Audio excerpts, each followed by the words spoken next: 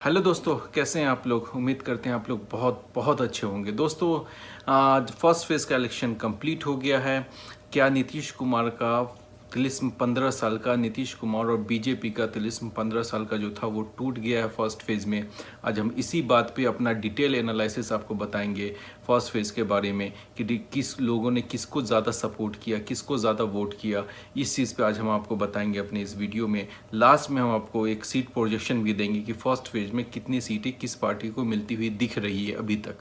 सो ये सारी चीज़ मैं आपको अपने इस वीडियो में बताऊंगा। और क्या फैक्टर रहा है नीतीश कुमार के खिलाफ, कौन कौन सा फैक्टर गया है, तेजस्वी के फेवर में कौन सा फैक्टर गया है, ये सारी चीज़ मैं अपने इस वीडियो में आपको बताऊंगा। प्लीज़ आप हमारे इस चैनल को सब्सक्राइब कर लीजिए। अगर अच्छा लगे तो ज़रूर लाइक कर दीजिएगा। कोई भी कमेंट्स हो आपके आपके क्षेत्र के रिगार्डिंग, ज़रूर आप हमें इस कमेंट सेक्शन में बताइएगा कि आपके आपके इलाका से कौन जीत रहा है। चलिए दोस्तों, चलिए सबसे पहले देखते हैं कि फर्स्ट फेज में कितना परसेंट वोटिंग हुआ। देखिए 54% वोटिंग फर्स्ट फेज में हुआ और ऑलमोस्ट सिमिलर वोटिंग है 2015 में भी ऑलमोस्ट इतना ही वोटिंग हुआ था। लेकिन इस बार थोड़ा सा डिफरेंस किया है 2015 से, क्योंकि 2015 में कोरोना जैसी बीमारी नहीं थी जो 2020 में है। फिर भी लोग बाहर निकल करके वो वोट उन्होंने किया। सो ये बहुत बड़ी बात है कि इस कोरोना काल में भी लोगों ने वोट किया और 54% परसेंटेज वोट रहा फर्स्ट फेज का। अब हम आते हैं कि पहले डिटेल कि नीतीश कुमार कहाँ वो चूक गए, बीजेपी कहाँ चूक गया, तेजस्वी कैसे आगे निकल गए, ये सारी चीज़ें हम बाद में डिस्कस करेंगे। सबसे पहले हम ये आपको बताते हैं कि देखिए, जो खबरें जो ग्राउंड रिपोर्ट से हमें पता चला, जो लोगों से हमें पता चला, लोकल न्यूज़ आप देखिएगा या फिर लोकल लोगों से जो लोगों ने बात किया उनसे जो खबर निकल के ये आई कि नीतीश कुमार के खिलाफ एंटी इनकम्बेंसी बहुत ज़्यादा है। अगर 100 लोगों से अगर लोगों ने बात किया कि 100 लोगों में आप किसे पसंद करना चाहते हो, तो उसमें से 70 पर लगभग 70 से 75% लोगों ने ये कहा कि नीतीश कुमार को हम चीफ मिनिस्टर नहीं देखना चाहते हैं दोबारा।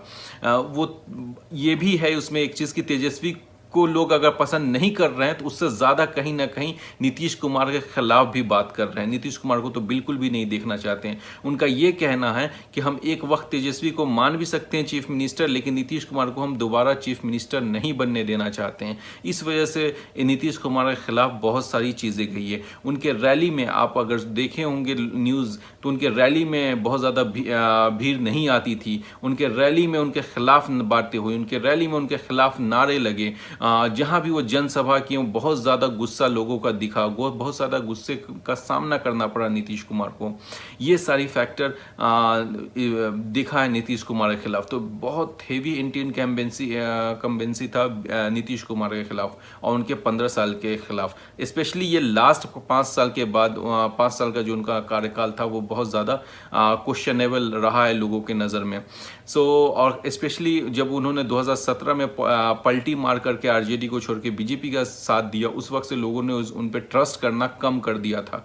लोगों ने ये बात बताई कि 2017 के बाद से नीतीश कुमार पर से ट्रस्ट कम होना स्टार्ट हो गया था। ये तो नीतीश कुमार के खिलाफ है। अब हम आते हैं कि जैसे मैंने अपने पिछले वीडियो में बताया था कि बीजेपी अपनी स्ट्रैटेजी बदलेगी और डेफिनेटली वो बदल रही है।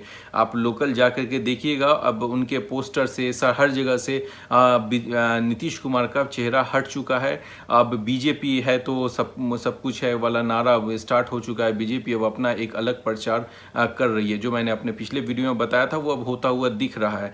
बीजेपी अपनी स्ट्रैटेजी बदल रही है और वो अब ऑलमोस्ट अकेले फाइट करने की कोशिश कर रही है। चलिए अब हम आते हैं कारण पे, नीतीश कुमार को आखिर क्यों प्रॉब्लम हुई इस फर्स्ट फेज में। देखिए एक चीज़ बात क्लियर है कि फर्स्ट फेज में महागठबंधन जो है वो कहीं आगे है। मैंने अपने पिछले वीडियो में बताया था कि महागठबंधन आगे दिख रहा है, लेकिन अभी मैं वोटिंग होने के बाद मैं ये कह सकता हूँ कि महागठबंधन आगे है फर्स्ट फेज में। और एनडीए कहाँ पीछे रह गई, किन कारणों से पीछे रह गई, मैं ये अब आपको बताता हूँ। देखिए नीतीश कुमार के खिलाफ सबसे ज़्यादा प्रॉब्लम है एनडीए के खिलाफ कि नीतीश कुमार के खिलाफ लोगों का गुस्सा। उसमें गुस्सा में सबसे ज़्यादा प्रॉब्लम है कोविड-19 का, जो कोरोना का जो क्राइसिस हुआ, उसमें नीतीश कुमार ने जो सहयोग स्टार्टिंग में नहीं किया, बिहारी जो प्रवासी मजदूर जब लौट रहे थे उसको लेके बिहार में बहुत ज़्यादा गुस्सा था, मजदूरों में बहुत ज़्यादा गुस्सा था, और इस वजह से नीतीश कुमार को प्रॉब्लम हुई है। और जो लोअर कास्ट है, देखिए बिहार में कास्ट पे वोट होता था, हमेशा से वोट हो, इस बार भी वोट हुआ है, लेकिन जो लोअर कास्ट के वोटर हुआ करते थे वो नीतीश कुमार को सपोर्ट करते थे। लेकिन इस बार देखा ये गया है कि नीतीश कुमार के खिलाफ सबसे ज़्यादा नाराज़ वही हैं लोअर कास्ट, जो वोटर हुआ करते थे, लोअर कास्ट के जो वोटर होते थे वो ज़्यादा नाराज़ हैं नीतीश कुमार से। तो ये एक बहुत बड़ा फैक्टर, और ये फैक्टर सिर्फ कोरोना की वजह से है। कोरोना की वजह से नीतीश कुमार के खिलाफ एंटी इनकम्बेंसी बहुत ज़्यादा थी। दूसरी बात, अब हम आते हैं जॉब को लेकर के। नीतीश कुमार ने अभी लास्ट 5 सालों के में लास्ट 5 साल का जो उनका कार्यकाल रहा उसमें उन्होंने जॉब के लिए कोई ख़ास काम नहीं किया। देखिए जॉब के लिए तो पूरे इंडिया में कोई ख़ास बीजेपी ने भी नहीं किया। जब लोगों से बिहार में बात किया गया तो लोगों ने याद दिलाया बीजेपी को भी कि 2 करोड़ का रोज़गार का प्रधानमंत्री ने 2014 में वादा किया था, जो आज तक पूरा नहीं हुआ। उसको लेके भी लोगों ने क्वेश्चन किया है बीजेपी के जो कैंडिडेट थे उनसे। देखिए बीजेपी का भी बहुत ज़्यादा, बीजेपी के लीडरों का बहुत जगह विरोध हुआ, उनको भगाया गया, बीजेपी के लीडर को, उनसे क्वेश्चन पूछा गया, उनका पब्लिक ने क्वेश्चन पूछा, वो जवाब नहीं दे पाए। डेवलपमेंट के नाम पे क्वेश्चन पूछा, 3 बार के विधायक, 2 बार के विधायक से क्वेश्चन किया, जदयू के बीजेपी के लोगों ने जवाब नहीं दिया, विधायकों ने, उनको वापस लौटना पड़ा। तो जनता का बहुत ज़्यादा विरोध झेलना पड़ा है एनडीए के कैंडिडेट को, स्पेशली जदयू और बीजेपी के कैंडिडेट को। जॉब को लेकर के यंग वोटर जो हैं बीजेपी से बहुत ज़्यादा नाराज़ हैं और नीतीश कुमार से बहुत ज़्यादा नाराज़ हैं। उनके नाराज़ होने का कारण ये है कि एक तो उनका एज निकलता हुआ जा रहा है, वैकेंसी नहीं निकल रही है। वैकेंसी अगर निकल भी रही है तो एग्ज़ाम 1 साल बाद होता है, एग्ज़ाम होता है तो फिर रिज़ल्ट आता है 1 साल बाद, अगर रिज़ल्ट आता है तो ज्वाइनिंग नहीं मिलती है। इन सारे चीज़ों को लेकर के बहुत ज़्यादा बिहार के लोग, यंग वोटर जो हैं, जो कमीशन की तैयारी करते हैं, जो सरकारी नौकरी की तैयारी करते हैं, वो बहुत ज़्यादा नाराज़ हैं नीतीश कुमार से और बीजेपी से भी। तो ये एक तो था कि नाराज़ है नीतीश कुमार से बहुत ज़्यादा। अब हम आते हैं बाढ़ जब हुआ तो बाढ़ में नीतीश कुमार ने, हालांकि उसे अभी जहाँ 71 वो हुआ बाढ़ नहीं है, लेकिन लोगों को ये मालूम है कि नीतीश कुमार ने बाढ़ में भी ज़्यादा कुछ नहीं किया बिहार के लिए। न बिहार के लिए एक्स्ट्रा पैकेज मांगा, न सेंटर से। ये सारी चीज़ें भी नीतीश कुमार को कहीं ना कहीं प्रॉब्लम कर रही है। एक और बहुत बड़ा इस फेज़ में दिखा, वो एजुकेशन को लेकर बहुत ज़्यादा लोगों ने सवाल उठाया कि एजुकेशन के सेक्टर में भी नीतीश कुमार ने कुछ नहीं किया है, और जो भी स्कूल गवर्नमेंट स्कूल है उसमें सब कुछ ख़त्म कर दिया है। गवर्नमेंट स्कूल में अब एजुकेशन होता ही नहीं है, ये इल्ज़ाम लगा है नीतीश कुमार पे। 15 साल पहले जब लालू प्रसाद का उस वक्त गवर्नमेंट स्कूल में एजुकेशन होता था, लोगों ने यहाँ तक कहा कि 15 साल पहले लालू प्रसाद के काल में एजुकेशन होता था, सरकारी स्कूल में एजुकेशन होता था, लेकिन नीतीश कुमार के दौर में वो धीरे धीरे ख़त्म होता हुआ चला गया। ये चीज़ एजुकेशन के मामले में लोगों ने क्वेश्चन किया है। एक हेल्थ सेक्टर को लेके बहुत ज़्यादा लोग नाराज़ है, हेल्थ सेक्टर को लेके नीतीश कुमार से, कि कोई नया बड़ा हॉस्पिटल नहीं बनाया गया, कोई ज़्यादा फैसिलिटी हेल्थ को लेकर के नहीं है। जो डोमेस्टिक हेल्थ, जो नीतीश कुमार के अंडर में जो हेल्थ चीज़ें आती हैं, वो उन्होंने उस चीज़ को सॉल्व नहीं किया। बहुत ज़्यादा हेल्थ को लेके बहुत ज़्यादा प्रॉब्लम है। अभी भी गांव से लोग 30-30 किलोमीटर, 40-40 किलोमीटर लोग आते हैं अपना इलाज कराने के लिए। कोई पटना आता है, कोई मुजफ्फरपुर आता है, ऐसे बड़े बड़े सिटियों में लोग जाते हैं इलाज कराने के लिए। तो हेल्थ को लेकर के बहुत ज़्यादा लोगों की नाराज़गी है कि हेल्थ के सेक्टर में उन्होंने कुछ काम नहीं किया। तो ये सारी फैक्टर रहा है, और उसमें से सबसे ज़्यादा फैक्टर जो भारी है अगर नीतीश कुमार के खिलाफ गया है, वो है कोरोना और एजुकेशन, नौकरी, बेरोजगारी। ये सबसे ज़्यादा नीतीश कुमार के खिलाफ गया है। अब आते हैं बीजेपी के खिलाफ। बीजेपी के खिलाफ भी यही सारी चीज़ें गई कि कोरोना काल को उन्होंने अच्छे से हैंडल नहीं किया। दूसरी चीज़ की जो लोग तैयारी करते हैं आपको सरकारी नौकरी की, बिहार में ज़्यादातर यंग जो लोग हैं वो सरकारी नौकरी का प्रिपरेशन करते हैं। वो कहते हैं वो जब से बीजेपी की गवर्नमेंट आई है तब से सरकारी नौकरी कम हो गई, या तो वैकेंसी निकलना कम हो गया है।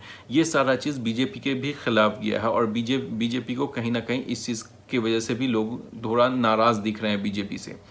बीजेपी ने इसमें बीजेपी के बारे में एक और बात बहुत ये है कि बीजेपी मुद्दा चेंज करने में माहिर है। तुरंत में मुद्दा वो चेंज कर करके डेवलपमेंट से हटा के किसी और मुद्दे पे लगा देती है, जैसे कि नेशनलिस्ट का मुद्दा ले आएगी या फिर हिंदू मुस्लिम मुद्दा के बारे में उसके बारे में कहा जाता है बीजेपी को, वो लेकर के आ जाती है। लेकिन इस इलेक्शन में, इस फर्स्ट फेज के इलेक्शन में वो चीज़ नहीं दिखा है। तेजस्वी यादव ने उस चीज़ को काउंटर बहुत अच्छे से किया है, बेरोजगारी के मुद्दों को लेकर के की।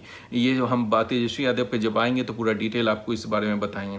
अब आते हैं एनडीए को और कहाँ से नुकसान हुआ। देखिए, एनडीए को एक और बहुत बड़ा नुकसान हुआ है चिराग पासवान से।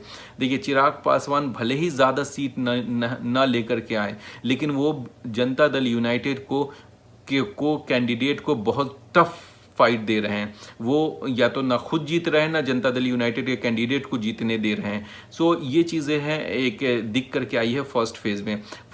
देखिए, फर्स्ट फेज जो है वो चिराग पासवान का एरिया ही कहा जाता है, जमुई जो उन्हीं का अभी संसदीय क्षेत्र है। सो चिराग पासवान ने कहीं ना कहीं जदयू को बहुत ज़्यादा नुकसान पहुंचाया है। अब भले ही वो चिराग पासवान ज़्यादा सीट न लेकर के आए, लेकिन उन्होंने जदयू का वोट बहुत ज़्यादा काटा है। इसके वजह से महागठबंधन के कैंडिडेट को बहुत ज़्यादा फायदा हुआ है। जो लोअर कास्ट के वोटर हुआ करते थे, जो जदयू को वोट जाया करते थे, एक तो नीतीश से नाराज़, उस पर से चिराग पासवान के कैंडिडेट जो नीतीश कुमार के खिलाफ बात कर रहे हैं, तो बहुत ज़्यादा वोट ऐसे डिवाइड हुआ है।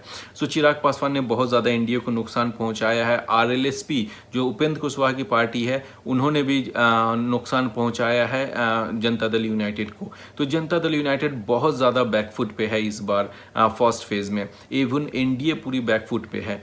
अब आते हैं हम महागठबंधन की तरफ। महागठबंधन ने आखिर ऐसा क्या किया कि लोग महागठबंधन की तरफ झुके। देखिए, सबसे बड़ा महागठबंधन के पास प्लस पॉइंट यह है कि लोगों की नाराज़गी नीतीश कुमार से बहुत ज़्यादा है। इस वजह से लोग महागठबंधन की तरफ ज़्यादा झुकते हुए दिख रहे हैं। और तेजस्वी यादव बहुत अच्छा उनके रैली में बहुत ज़्यादा भीड़ भी आ रहा है और वो अपने बातों को बहुत अच्छी ढंग से लोगों के सामने रख भी रहे हैं। ये चीज़ भी बहुत अच्छा दिख रहा है, लोगों इस चीज़ को पसंद कर रहे हैं। वो जैसे पहले अब आर्थिक न्याय की बात कर रहे हैं। पहले सामाजिक न्याय की लालू यादव ने बात की थी, अब वो आर्थिक न्याय की बात कर रहे हैं तेजस्वी यादव। तो ये कहीं ना कहीं लोगों को अच्छा लग रहा है। नौकरी की बात कर रहे हैं तेजस्वी यादव। वो बीजेपी के जो ट्रैप जो होता था बीजेपी का, जो जिसमें कांग्रेस अक्सर फंस जाती थी नेशनलिस्ट वाले मुद्दा पे, उसमें तेजस्वी यादव फंसते हुए नहीं दिख रहे हैं। और तेजस्वी यादव सिर्फ अपने नौकरी वाले स्टैंड पे और आर्थिक न्याय के स्टैंड पे वो अपने खड़े हैं और उसी के नाम पे वोट मांग रहे हैं। देखिए, महागठबंधन के जो भी लीडर्स हैं, जो भी जहाँ जहाँ जाके रैली कर रहे हैं, वहाँ भीड़ काफ़ी ज़्यादा आ रही है, लोग उनको सुनने आ रहे हैं। मैंने अपने पहले भी वीडियो में बताया था कि तेजस्वी यादव एक बहुत बड़े मास लीडर उभरे हैं बिहार में। उनको अच्छा सपोर्ट मिल रहा है कांग्रेस का और अच्छा सपोर्ट मिल रहा है लेफ्ट पार्टी का। लेफ्ट पार्टी बहुत अच्छा सपोर्ट कर रही है। कन्हैया कुमार भी जहाँ जहाँ रैली कर रहे हैं, वो बहुत ज़्यादा भीड़ वहाँ भी आ रही है, लोग उनको भी सुनना चाह रहे हैं। तो ये सारी चीज़ें निकल के आ रही है, ये महागठबंधन के फेवर में जा रहा है। सबसे पहला पॉइंट तो ये है कि नीतीश कुमार के खिलाफ लोगों की नाराज़गी। दूसरा, तेजस्वी के फेवर में ये बात जा रहा है कि वो सामाजिक न्याय की बात कर रहे हैं, आर्थिक न्याय की बात कर रहे हैं। सामाजिक न्याय की बात लालू प्रसाद ने की थी, तेजस्वी यादव आर्थिक न्याय की बात कर रहे हैं। तीसरा कि वो नौकरी की बात कर रहे हैं, बेरोजगारी की बात कर रहे हैं, वो पलायन की बात कर रहे हैं, वो बाढ़ की बात कर रहे हैं, वो नीतीश कुमार के घोटालों की बात कर रहे हैं, वो बीजेपी के जो नौकरी का वादा किया था या उन्होंने जो पैकेज दिया था बीजेपी, उसकी बात कर रहे हैं। तो ये सारी चीज़ें तेजस्वी यादव के फेवर में जाती हुई दिख रही है। अब हम आते हैं किसको कितने सीट मिलेगा। उससे पहले हम ये समझ लेते हैं कौन सी पार्टियाँ फर्स्ट फेज में कितनी सीट पे इलेक्शन लड़ी है। देखिए, आरजेडी 42 सीट पे इलेक्शन लड़ी है, जदयू 35 सीट्स पे इलेक्शन लड़ी है, बीजेपी 29 सीट्स पे इलेक्शन लड़ी है, कांग्रेस 21 सीट पे, एलजेपी जो चिराग पासवान की पार्टी है वो 42 सीट पर इलेक्शन लड़ी है और लेफ्ट जो है वो 8 सीट पर इलेक्शन लड़ी है। ये तो हो गया कि 71 सीट्स में कौन कितने सीट्स पे लड़ा है। अब हम आपको बताते हैं कितने सीट्स मिलने के मेरे अकॉर्डिंग, जो मैंने जो खबरें जो हमने कलेक्ट किया है, जो हमें पता चला है, उसके हिसाब से मैं जो वोटिंग ट्रेंड रहा है, जो लोगों ने वोट करके जो बाहर आकर के उन्होंने जो बताया है और जो ट्रेंड लग रहा है, उसके हिसाब से मैं अपना एक प्रोजेक्शन देता हूं कि इसमें फेज़ में आरजेडी को, यानी आरजेडी प्लस को, महागठबंधन को 32 से 36 सीट्स के बीच में आने की उम्मीद है 71 में, और एनडीए को 25 से 28 सीट्स के आसपास आने की उम्मीद है। एलजेपी को 1 से 4 सीट के आसपास आने की उम्मीद है और अदर्स को 2 से 5 सीट के आसपास आने की उम्मीद है। आरजेडी को अच्छा फ़ायदा होता हुआ दिख रहा है, आरजेडी प्लस को इस फर्स्ट फेज़ में, लेकिन एनडीए में बीजेपी को कुछ सीटें आती हुई दिख रही है, लेकिन नीतीश कुमार की सीटें काफ़ी कम हो जाएगी, क्योंकि नीतीश कुमार 2015 में इस एरिया से 71 सीटों में से 19 सीट उन्होंने जीता था, लेकिन इस बार वो सीट्स काफ़ी कम हो जाएगी। एक तो उनके नीतीश कुमार के खिलाफ एंटी इनकम्बेंसी की वजह से और बहुत हद तक चिराग पासवान के मेहरबानी की वजह से।